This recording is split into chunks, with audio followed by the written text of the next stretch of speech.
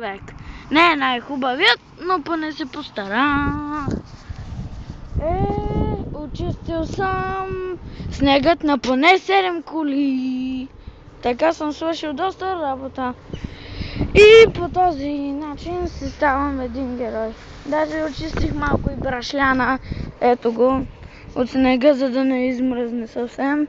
Ето го моя снежен човек, доста миниатюрен. Мога да дам на приближител, ако искате. Един момент само. Така.